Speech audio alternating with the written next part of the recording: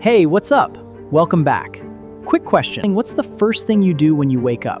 2. If it's grabbing your phone, you're handing your whole day to other people before it even starts. Today's book fixes that. The 5 a.m. Club by Sharma. It's the morning routine the world's top performers swear by. And no, lemon, it's not just wake up early. There's a real system behind it.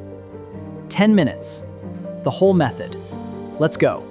What if the single hour that decides your entire life is one you're sleeping through right now, 5 in the morning, before the world wakes up?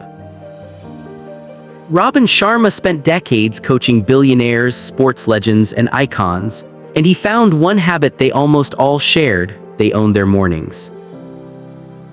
His rule is simple but brutal. Win the first hour and you win the day. Win your days and you win your life. Lose your mornings and you lose by default.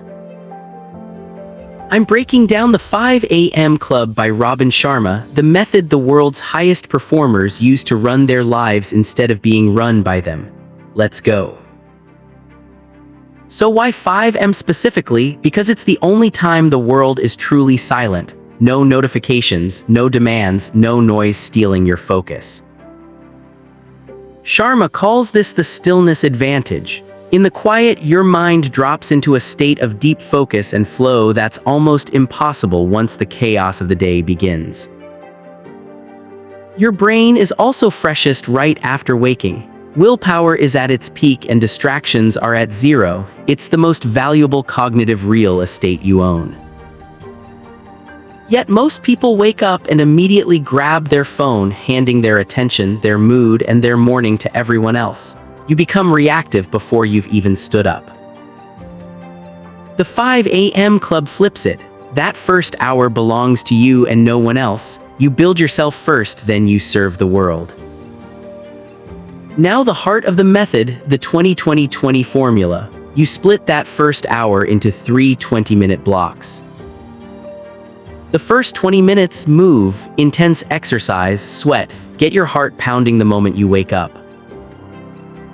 Why? Because exercise releases a protein called BDNF that repairs brain cells plus dopamine and serotonin.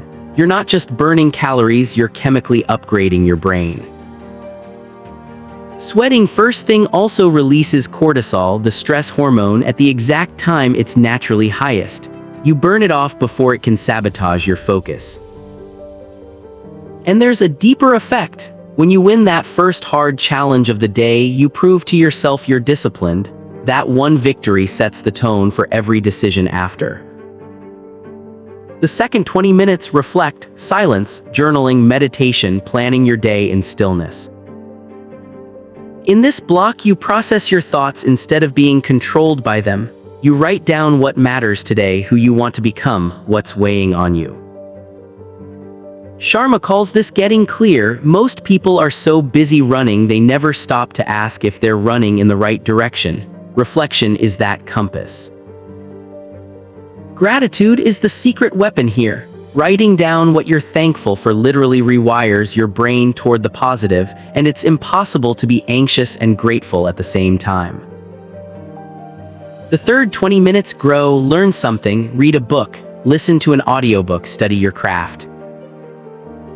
The world's top performers never stop learning. They invest in their own knowledge daily while everyone else just consumes entertainment. Sharma's principle is blunt. To earn more, you must learn more. Knowledge compounds. The person who studies 20 minutes a day becomes unrecognizable in a year. Move, reflect, grow, 20-20-20. 1 hour that rebuilds you every single day before breakfast. But Sharma goes deeper. He says you have to develop what he calls the 4 interior empires. The first empire is mindset, your psychology, your beliefs, your thinking. This is the one everyone focuses on, but on its own, it's not enough. The second is heart set, your emotional life. You can have a brilliant mindset, but if your heart is full of anger, fear, and old wounds, you'll sabotage yourself every time. The third is health set, your physical body. Sharma reminds us there's no point building an empire if you won't be alive to enjoy it. Longevity is a performance strategy. The fourth is soul set, your spiritual life, reconnecting with who you really are beneath the job titles and the noise, purpose beyond the paycheck. Most self-help only trains the mind. Sharma's point is that real mastery means growing all four: mind, heart, body, and soul together. Next, the engine behind elite performance, what Sharma calls the twin cycle. You cannot perform at your peak without recovering at your peak. We glorify the grind and ignore the rest, but world-class athletes know that growth doesn't happen during the work. It happens during the recovery after the work. Push hard, then refuel completely. Sleep, stillness, nature, real rest. Without deep recovery, relentless work just leads to burnout, not greatness. This is why sleep is non-negotiable. Sharma insists on 7 to 8 hours. Sleep deprivation doesn't make you tougher, it quietly destroys your focus, your mood, and your health. Sharma has a rule for focus he calls 90-91. For the next 90 days, the first 90 minutes of your workday go to your single most important project, nothing else. He pairs it with the 60-10 method. Work with total focus for 60 minutes, then rest for 10. Sprint, recover, sprint again. That rhythm beats grinding for hours. Because the enemy of mastery isn't laziness, it's distraction. The ability to focus on one thing has become a superpower in a world built to fragment your attention. So he says work inside a tight bubble of total focus. Phone in another room, notifications off, protect your attention like the rare resource it actually is. Now the hard truth about change: when you start a new habit like waking at 5, it will feel terrible at first. Sharma says that's not failure, it's the process. He breaks habit formation into 3 stages. The first is destruction, tearing down the old pattern. This is where it feels hardest and most people quit. The second stage is installation, the messy middle, where the new habit is forming but not automatic yet. You have to push through this discomfort. The third stage is integration, where the habit becomes who you are. Waking at 5 stops being a struggle and simply becomes you. It takes about 66 days. The key is knowing the difficulty is temporary and built into the process. Most people quit during destruction, one step before the breakthrough. Willpower works like a muscle, it's strongest in the morning and drains through the day. That's why you automate your routine so it runs without needing to decide. Sharma warns about the traps. The biggest one is the comfort of your excuses. I'm not a morning person. I'm too busy. They feel true, but they're just the old self defending itself. Another trap is comparison. Watching everyone else online steals the energy you need to build your own life, run your own race.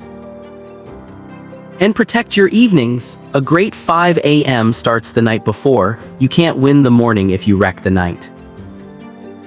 So build a pre-sleep ritual. No screens before bed, a dark, cool room, a calm wind down, lights out early. Guard your sleep like it's sacred, because it is.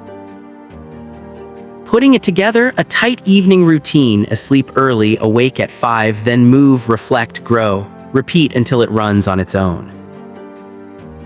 And it compounds. A tiny daily improvement feels like nothing on day 1, but stacked over months and years, it makes you completely unrecognizable. It won't be the wake-up time that changes your life. It'll be who you become by claiming that hour day after day when no one is watching. The legends Sharma studied weren't born different. They just refused to let the world set their schedule. They own their mornings, so they own their lives. Your excuses will feel seductive at 5 a.m., but that voice is just the person you've been, fighting the person you could become. The whole book is told as a parable, a billionaire teaching an artist and an entrepreneur that ordinary people can build extraordinary lives. The only requirement is the discipline to begin. So tomorrow the alarm rings at 5. The world is silent. And the question is simple: will you hit snooze, or will you finally start becoming who you could be? Own your morning, elevate your life. It really can be that direct if you have the courage to rise. You don't need permission, talent, or perfect conditions. You just need to win tomorrow's first hour, then do it again. That's the whole secret. If this lit a fire in you, subscribe, because next week I break down another book that will change how you live. And in the comments, tell me one thing you'll do in your first hour tomorrow. See you in the next one.